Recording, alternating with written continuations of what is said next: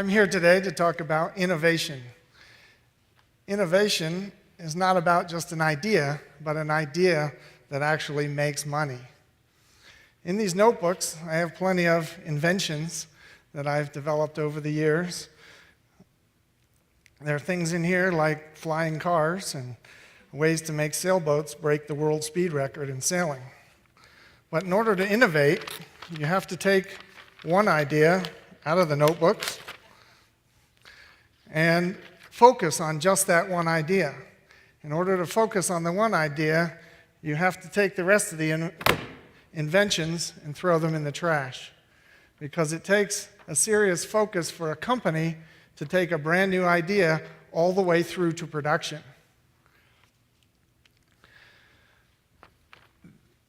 In the past, I've developed a number of things from, as he said, being a speed demon.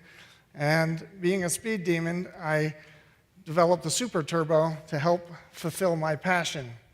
But it's already been 9 years in the making, and we're still a year and a half away from getting to low volume production. So the singular focus that you have to have in a business is mainly because of the need to keep everybody on track over that 9 years to be able to bring that technology to market. When I was a kid, my dad loaned me $25 to buy my first car.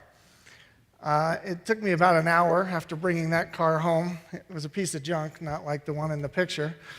It took me about an hour to rebuild the carburetor and get that car running. So I decided that I would tear the car apart and turn it into a dune buggy.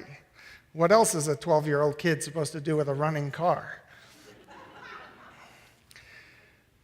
And about a week and a half later, my dad came home from work one day, and the car was completely covered in mud.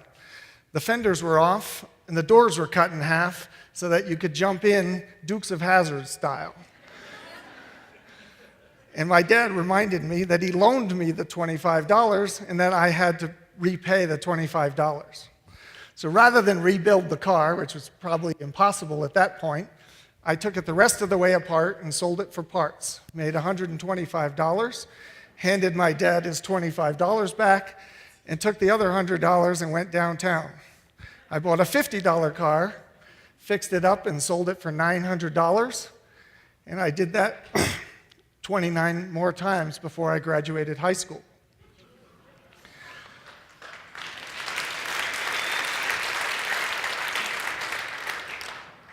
The lesson I learned was that whenever I had more than one car at the same time, it always seemed to take twice as long to get the cars done, fixed up so that I could resell them. So I learned there was a problem when you had a lack of focus. But when I was 17, I walked into the kitchen behind my mother, and my mother said, I was on the phone, so she wasn't even facing me. She didn't know I showed up in the kitchen. So I walked in behind her, and she was talking on the phone with my aunt. And she said, Ed, he's not going to college. He's making more money in the driveway than I make as a teacher. Of course, she knew that because my dad was my banker. So I proceeded to realize at that very moment that I needed to go to college in order to develop the future of automobiles. So I went to college, and 10 years later, when I was at MIT, I invented another automotive technology. So another piece of paper. But I had the help of MIT's Technology Licensing Office, and they helped me patent that technology. And I went back to school, back to work, back to running the MIT racing team. And about 3 months later, they called me up and said, we have venture capital here in our office, and they want to invest in your company. I said, I don't have a company. I haven't even graduated yet. They said, do you want the money or not? I said, I'll be right over. And that's how I financed my second company. Running that company for 14 years, I realized after sharing some of the ideas from the notebook that didn't have to do with the primary idea of the company at that time, that whenever I did that, and I would go away on a business trip, I'd come back a week later, and my engineers had accomplished something on the idea in the notebook, not what the company was about.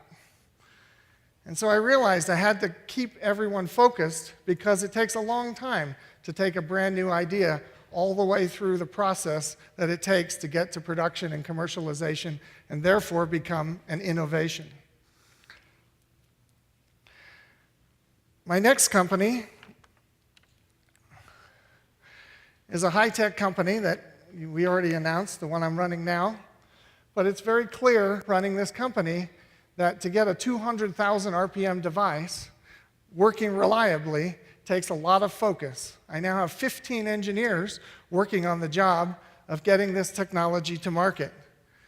And I decided a long time ago that to be an innovator, not just an inventor.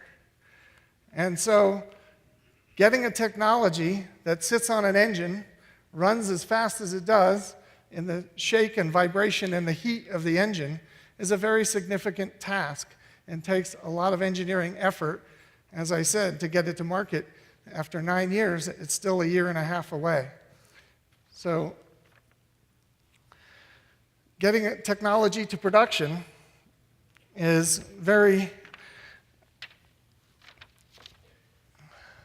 very big effort. I'm willing to bet half of you wanted to come up here and empty this trash can for me. Well, fortunately, because of the success of the Super Turbo and the success we're having in northern Colorado innovating technology in this area, the Smithsonian Institute has asked for the Super Turbo and these notebooks to be put on display in the Smithsonian Museum in 2015.